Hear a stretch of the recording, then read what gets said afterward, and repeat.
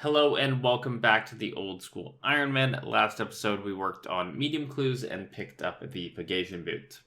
And yes, I'm currently ranging right now without pegations on, but that's because I have a Lizardman Shaman task and have to use the Shazian armor. I accidentally got this task while getting medium clues, but it's a good task, so I'm not really going to complain.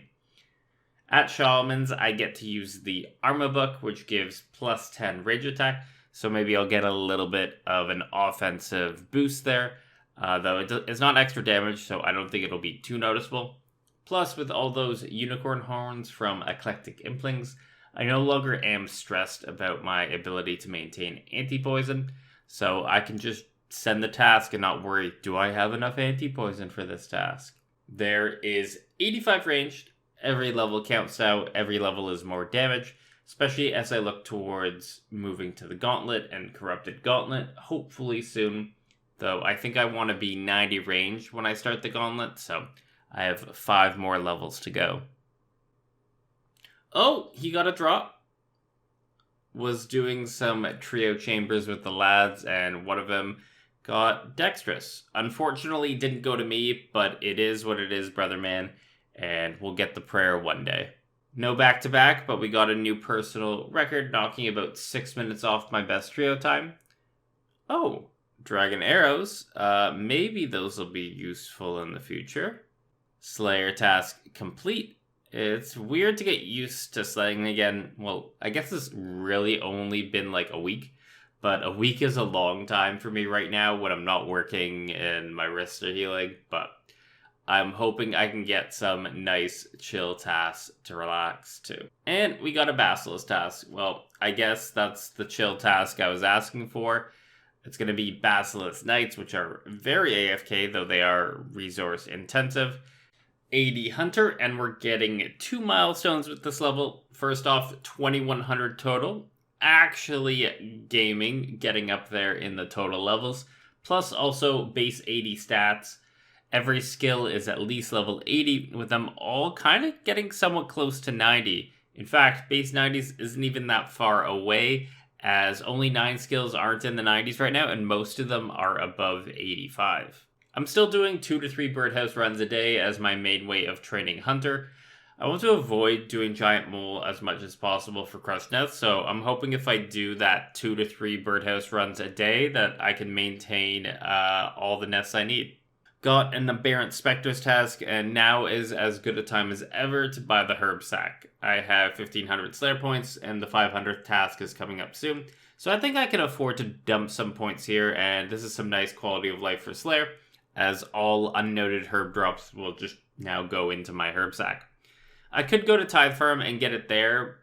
It'd take about 4 hours, but I'd rather just dump the points into this and just keep slaying and having fun with Slayer. Doing something a little bit different here, was getting a little bored with all the AFK Slayer tasks and wanted to take advantage of my ability to play at degen times while I'm off work. So I'm at the Big Bear, Callisto, and on the hunt for the Dragon Pickaxe. The Dragon Pickaxe is a 1 in 171 drop, and our first kill is Red Dragonhide. I was going to go over the lure, but then I realized by the time this video is out, the boss will be changed and they're likely no longer be relevant to how to kill the boss. But the long and the short of it is you move him to a specific square doing a specific path. So you're outside his attack range, but still inside his aggro range, as if you get outside of his aggro range, then he just starts walking back to his spawn and resetting. I seem to bank whenever I get a good drop or I run out of supplies. This 5 Renar Seed drop is going to be hella good. If I go drop rate on the Dragon Pickaxe, it should be like 35 to 40 Renar Seeds. It means I'm definitely profiting on prayer pots here. One item I did learn about is the Magic Longbow. Its special attack has a 100% chance to hit, and as Callisto has a very meaty defense, it's going to be very good for getting a free 20 or so damage every single kill. Okay, that's the first Mahogany Log drop, 400 of them, which is essentially a 100k construction XP drop from the boss, as you can get like 300 XP each plank from Mahogany Homes. These commons are just too good. 20 kills down, got the elite combat task done, and that is the last of the kill count tasks. At this point, I've only been PK'd once, so a 20-to-1 KD ratio.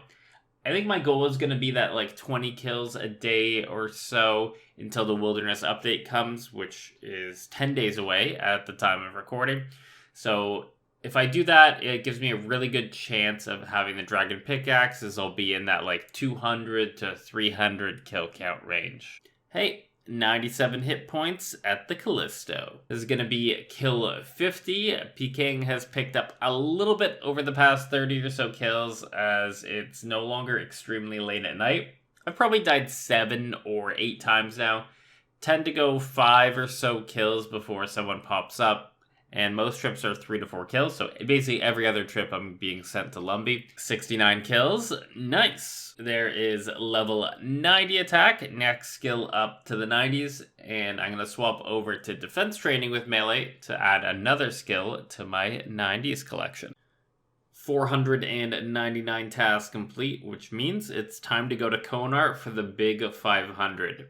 I think it's going to be like 700 points? Maybe it'll be 600, but regardless, it'll be a lot. I mean, a lot of points. 122 gargoyles in the Slayer Tower. Yes, it was 700 points. That looks so good. Basically doubled my point stack right there, and we're immediately spending 30 to skip an Iron Dragon task, though the next task, the Lizardman task, is something I will definitely take. 100 kills at the Big Bear. No rares yet, but I have picked up 25 Renar seeds, so I'm happy. Oh, I got it. Oh, we have the Dragon Pickaxe.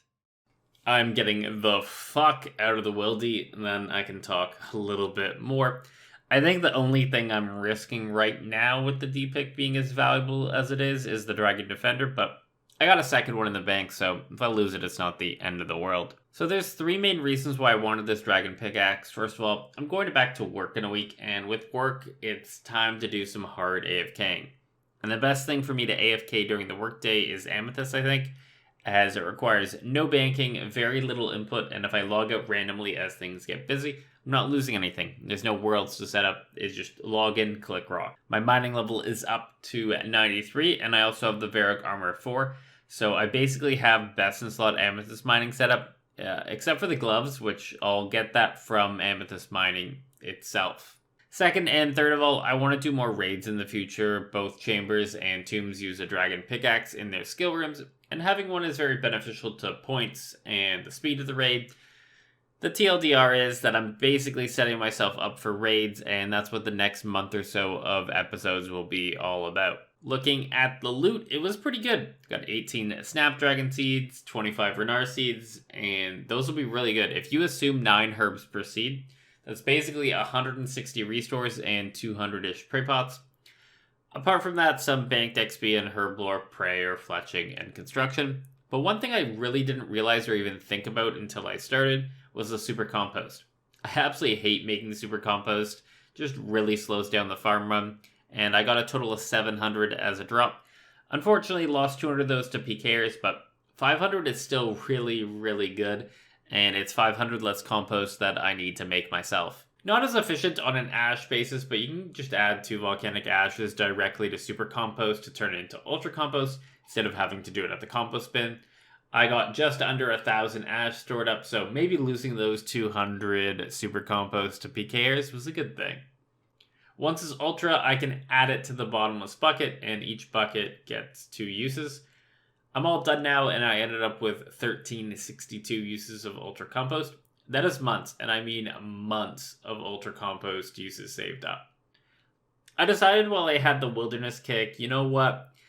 Let's kill Vedion and Venenatis once for the diary task. Venenatis doesn't seem too difficult, though the lure is more complex than Callisto. Well, for Vedion, I have to do some weird Verzik P2 style walk to not take too much damage. Okay, that save spot took way too long to figure out, but the task is done and the kill was pretty quick. For the rest of the Wilderness Diary, the only other combat task is the demi-bosses, Crazy Archaeologist, Chaos Fanatic, and Scorpia. I should be able to quickly rinse them, And once that's done, I can complete the whole wieldy diary. Scorpion down, this was the one I was most concerned about, but it was definitely easy peasy. The hard task is done, and that means it's time to grind out 26 tasks and get this wieldy diary done. It does feel really good to do all the resource area tasks at once. I stored up my inventory for it. There we go, all the resource area tasks done. I did have to go back to get a pickaxe because I forgot that when you kill the rune golem that you actually have to mine it still. So not all in one trip, but don't tell anyone. Getting very close to completion here. It's now just a checklist for the remaining 10 or so tasks. Whoops, forgot about the Chaos Elemental, but the lure wasn't too hard to get down. Got it first try, just go into all the squares that you mark. I probably could have done this for the Dragon Pickaxe as well, but the PKers might have been worse. Not really sure if it would have been more efficient. There, I have completed all the elite tasks, but I still have some medium and hard to go. For the last hard task, I need to cast a god spell on someone, so I asked my buddy to come out to the wilderness. Had to venture a little bit deeper as I'm too low of a combat to attack at level 1, but once I hit Flames of Zamrak, all the wildy tasks should be done. Okay, like 6 casts later, I finally hit, and I've completed the hard task in the wildy diary. Time to claim the rewards. Claim all the stuff from the Lesser Fanatic. In terms of the rewards, they aren't that good for diary specific stuff. The sword itself has a teleport that brings you to a part of the wieldy that's hard to get to, and the only other relevant reward that I'm interested in is the noted wine of Zammies for when you telegrab them in a deep wilderness. If I ever get down bad for ranging potions, I can now get a couple hundred per hour, but apart from that, it's just another 72,500 herblore experience and 1 diary closer to the diary cape. Our first Basilisk Sentinel, hopefully I'll be able to finish off the Superior as I have no food left, but as long as he doesn't hit me 30s, I should be fine. Are we going to get the jaw? No. But we did get a Rune Battle Axe. I am surprised that this is the first one that I've gotten, as I'm now on my 5th or so task, and the total Basilisk kill count is above 600. Okay, that is a meaty clue. Sarah D'hide Boots. I think those will be pretty useful at Sarah Godwar's dungeon, and also some nice duplicates. I got another Dragon Medhelm. Same task, too. Huh. You know, I wasn't even looking at the screen, and I saw the dragon pop up in bright text, and it got me. I thought it was over, but man, these dragon fruit seeds get me every single time. Task done, another 145 shamans down the drain, and that task got us above 2,000 shaman skills. I didn't really expect to get all the way up to 5,000, but it just shows the power of doing shamans passively on Slayer. And at this point, I have had nearly a 50-50 shot of having a hammer without having to lose my mind for a month grinding them out. This will probably be the last task before 92 Slayer, as I'm about 20,000-ish experience away. And the task is 184 Abyssal Demons. So yeah, that will definitely get us up to 92 Slayer. I even reminded myself before the task started that I was getting a level, and I still forgot. 92 Slayer obtained nonetheless. Looking forward, we have 678k experience to go from 92 to 93 Slayer, and yeah, that is a lot more than what I was expecting. My goal is to get this done over the next 3 days. Assuming I get some burst tasks and do a lot of grinding, it should be possible. Even without burst tasks, I can maintain about 20,000 Slayer experience per hour. So worst case scenario, it'll just be a lot of AFK melee tasks. That's what I'm talking about, 235 Necreals. I'm going to extend that with Bracelets, so that's basically already 10% of the way to 93 Slayer right here in this task. I didn't even put this together until I was gearing for the task, but I get to use the Ancient Scepter for the first time. The 5% extra damage is going to lead to an additional max hit, so more XP per hour. And on top of that, I also swapped out most of my gear for maximum prayer bonus and got all the way up to 37 prayer bonus. This might be the only place that I'll ever use a stole unironically, as it has plus 10 prayer bonus. And the bonus magic attack from the Fury doesn't do much here. And with the prayer bonus, our level, Protect from Melee actually lasts forever. I think it's about like 9.5 minutes that Protect Melee will last. I can't really notice a difference on the individual kill speed as it's a small change, but I can see it in the Slayer XP per hour. The max hit with Ice Barrage is now up to 35, and that's leading to 51k Slayer XP per hour, and I haven't had a Superior yet, so with Superiors this could get into the 55 to 60k per hour range. I am in love with the Ancient Scepter. I was getting 55k Slayer XP per hour during this task, which is really nice to start the day, as I'm trying to get that 200 to 250k Slayer every day. Okay, this is the day. First we get Necrails, now it's Dust Devils. Thank you, game. 2 tasks, 115k Slayer XP gained. This is about as good of a 1-2 task combo that you can ask for in my current position. And I'm also very close to 95 magic, so likely the next time we get a burst task, I will be getting that level. And, yeah, we skipped a couple bad tasks and ended up back at Dust Devils. So 3rd task of the day and 3rd burst task of the day. And with this task, we're getting 95 magic, which leaves 4 levels to go until 99. And I just want to mention that defensive casting is like paying off super well. I've already gained 200,000 defense experience today. Okay, here it is. I've been waiting for this to happen. 172 Hellhounds, aka 172 Cerberus coming up. This should give a reasonable chance of picking up another unique crystal. Hopefully it's the Primordials. 150 kill count, we are now a Cerberus Master. I think with that task done, I've now completed the entire Cerberus combat achievements. I did forget to go over the collection log prior to the Cerb task, but I'll keep it short. Essentially, we got the Pegasian crystals on the first task, and now are looking for another one of them to drop this task. My setup of 6 prayer potions, 5 sharks, and 12 camera bones seemed to work well. I run out of food around the time I run out of prayer, so if you're wondering about ratios, here's a good one to use for fighter torso setups. I got a nature talisman. That seems kind of rare. Yep, it was rare. 1 in 12,000. Huh. Ooh, I got a crystal. This is the 2nd crystal obtained, the Eternal Crystal. Not the one I was looking for, but a crystal all the same. So as said in clan chat, I'm going to be getting Prim's 3rd, but that's not the end of the world because, well, I wanted all 3 best in slot boots anyways, and not having the Prims is kind of like the motivation that I need to keep doing Cerberus. Like, I can see a situation where if I have the Primordials and still need the Eternals, I was like, you know what, I'll skip this Cerb task. The Infinity Boots can be upgraded with an Eternal Crystal, turning them into Eternal Boots. These don't have much use until I get a Shadow from Tombs of Damascus, but getting a best in slot is always a great feeling to have. Currently, the Infinity Boots provide plus 5 magic attack bonus, but with the Eternal Crystal attached, they provide up to plus 8 magic attack, so a small upgrade, but an upgrade nonetheless. Barely scraped through there on our last kill, ending on 1 HP, but the task is still complete. No additional crystals obtained. Not too bad. I tested my kills per hour over a long 2 to 3 hour period, so it would take into consideration stuff like deaths, breaks, and all that stuff. A realistic kills per hour, we'll go with that. And I was getting 31 kills per hour, so that means that the task roughly took about 5.5 hours of gameplay to complete. In fact, today has been a really long day of Slayer. I gained a total of 312,000 Slayer experience today, and I think that's the most I've ever gained in a single day.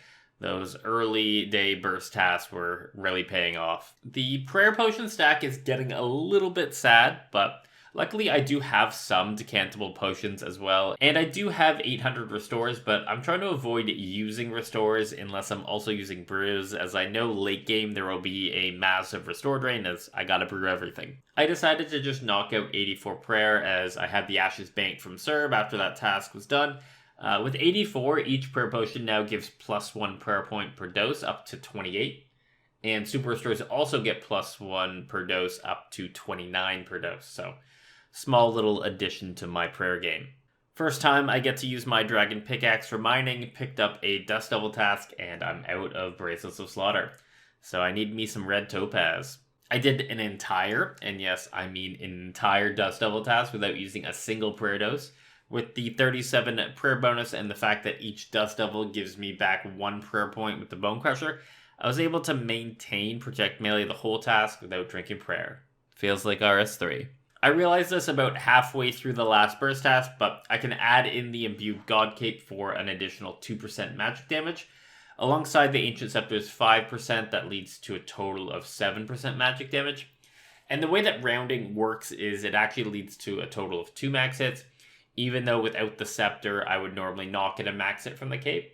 So really the Scepter is giving me 2 more max hits than normal. Interesting little moment here, but I did hit a green cash stack again. I do have a lot more in alkables, probably about 15 mil that I'm just too lazy to alk. Like if you look at the rune skirts and plate legs, like those stacks are another mil each, but it's still nice to see the green cash stack.